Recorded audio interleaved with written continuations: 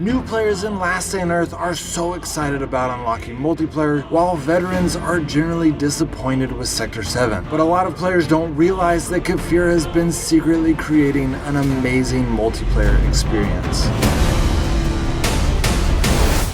For those of you who are new to my channel, you may not realize that the developers of Last Day on Earth have dozens of other games that are not listed under the Kefir name. In these games, Kefir has been testing some awesome concepts, so today I'm going to talk about the 4 of those concepts that I think will have the biggest impact on multiplayer. The first one is from Kefir's newest game, Frostborn. Technologically speaking, Frostborn is Kefir's most advanced game with better loading times, better graphics, more dynamic skills from enemies and for players, and everything in the game is truly multiplayer. If you have never heard of or seen Frostborn on the Play Store, that is because it has only been released in 6 countries, because Kefir is still testing it out before they release it globally. Some of you that have heard of Frostborn and even played it love the game, while others have decided that they don't like it, usually because they got raided and lost all of their stuff. However, what they don't know is that Kefir has been making changes based on those things they complained about, and one of the changes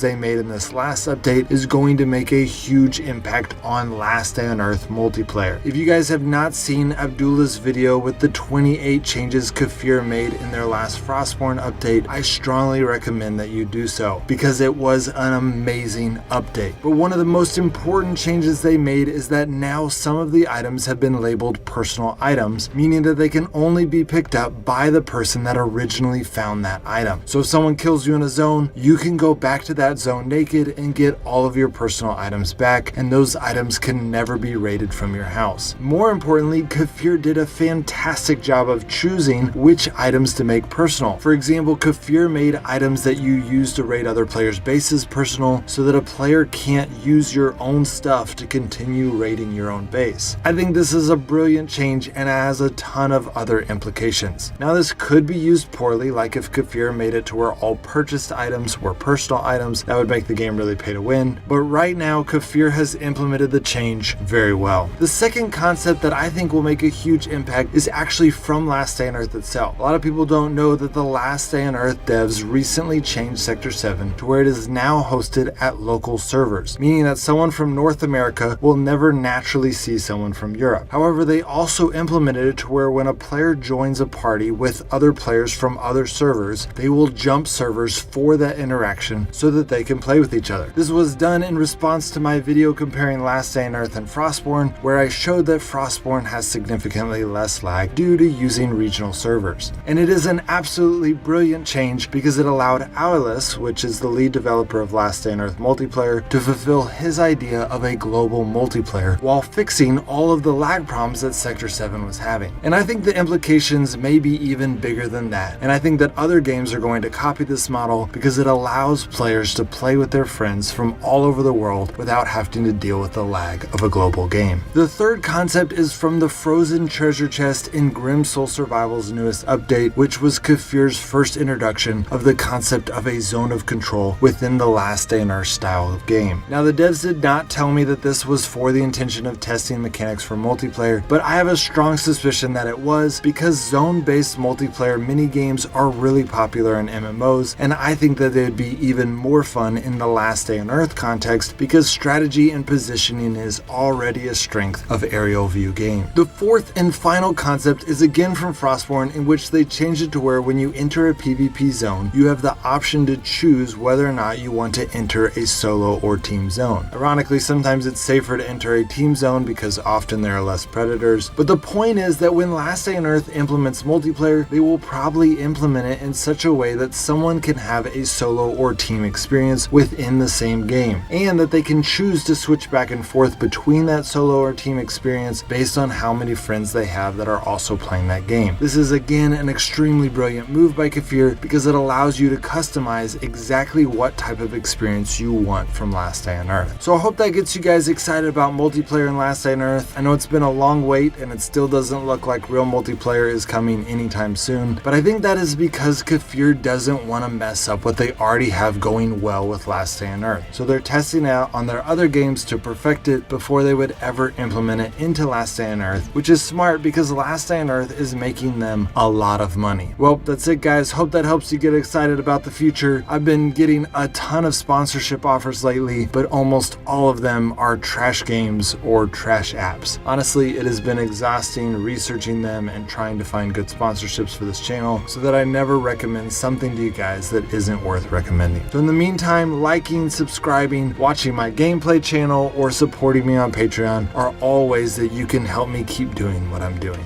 Alright guys, I'll see you next time.